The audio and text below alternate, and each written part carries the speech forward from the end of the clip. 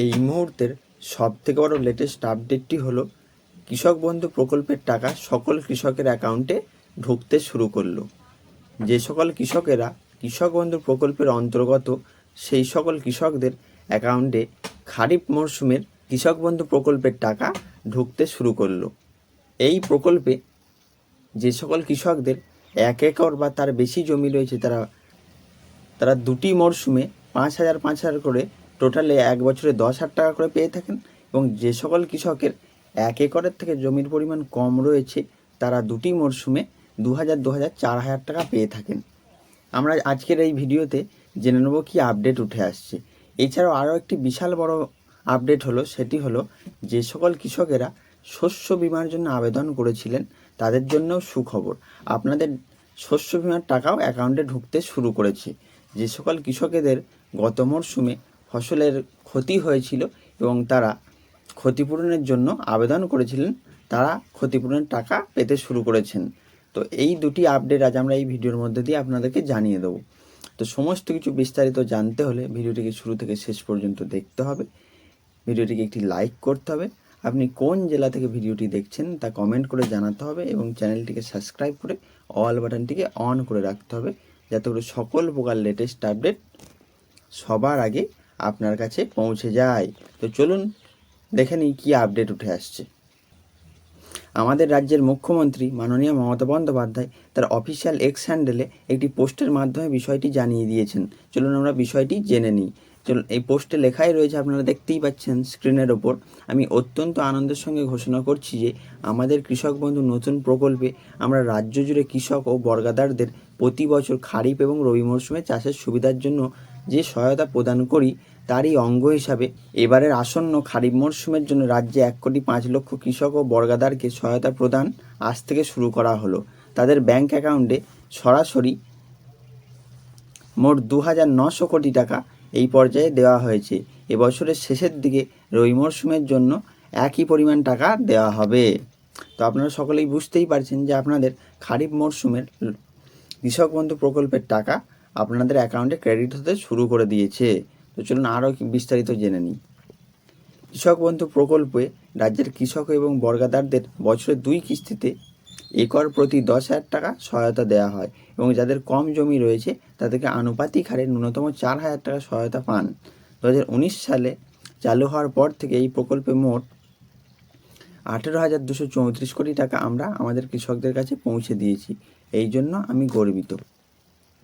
শুধু তাই নয়, 18 বছর থেকে 60 বছর বয়স পর্যন্ত কোনো কৃষক মারা গেলে তার পরিবারকে সামাজিক সুরক্ষা দেওয়ার উদ্দেশ্যে 2 লক্ষ টাকা সহায়তা দেওয়া হবে। এই খাতেও বাংলার প্রায় 1,12,000 কৃষক পরিবার মোট 2,240 কোটি টাকা সহায়তা পেয়েছেন। অর্থাৎ 18 থেকে 60 বছরের মধ্যে কোনো কৃষক যিনি কৃষক বন্ধু প্রকল্পের অন্তর্ভুক্ত তিনি যদি মারা যান, তাহলে তাকে সামাজিক সুরক্ষা দেওয়ার উদ্দেশ্যে 2 লক্ষ টাকা সহায়তা দেওয়া হবে। আমি সবসময় মনে করি আমাদের কৃষকরা আমাদের সম্পদ, আমাদের গর্ব। আমাদের সরকার আগামী দিনেও এইভাবেই তাদের সার্বিক কল্যাণের উদ্দেশ্যে কাজ করে যাবে। জয় কিষাণ। তো এই ছিল কৃষক বন্ধু প্রকল্পের বিষয়টি। এবার চলুন আমরা জেনে নিই শস্য বিমা ব্যাপারটি। এটা অত্যন্ত আনন্দের যে আজকে কৃষক বন্ধু প্রকল্পে রাজ্য জুড়ে 1,05,00,000 কৃষক ও বর্গাদার 2,900 কোটি টাকা সহায়তা প্রদানের পাশাপাশি আমরা বাংলার শস্য বিমার আওতায় সারা রাজ্যে 2,10,000 কৃষককে সরাসরি তাদের ব্যাংক অ্যাকাউন্টে 293 কোটি টাকা আর্থিক সহায়তা প্রদান শুরু করলাম। অর্থাৎ এ থেকে প্রমাণিত হয় যে শস্য বিমার টাকা আপনারা পেতে শুরু করেছেন। চলতি রবি মরশুমে প্রতিকূল আবহাওয়ার কারণে যে সকল কৃষকেরা চাষের ক্ষতি হয়েছিল তাদের এই সহায়তা করা হচ্ছে।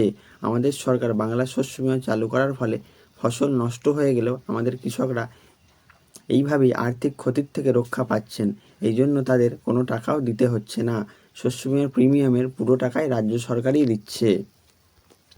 2019 সালে চালু হওয়ার পর বাংলার শস্য বিমা প্রকল্পে 1 কোটি ক্ষতিগ্রস্ত কৃষককে মোট 3,133 কোটি টাকা সহায়তা প্রদান করা হয়েছে।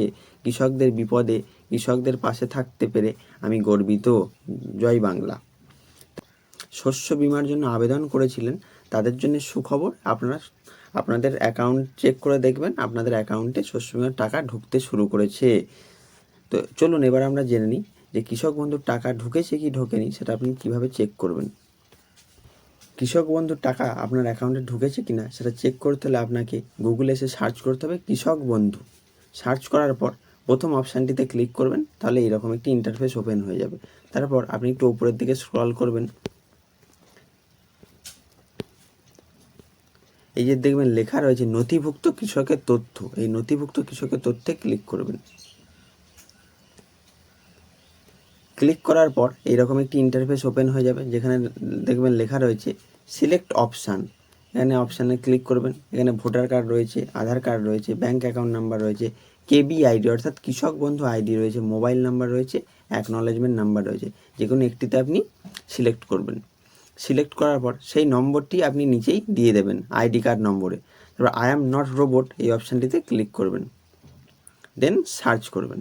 সার্চ করার পর দেখবেন আপনার সমস্ত ডিটেলস এখানে চলে আসবে।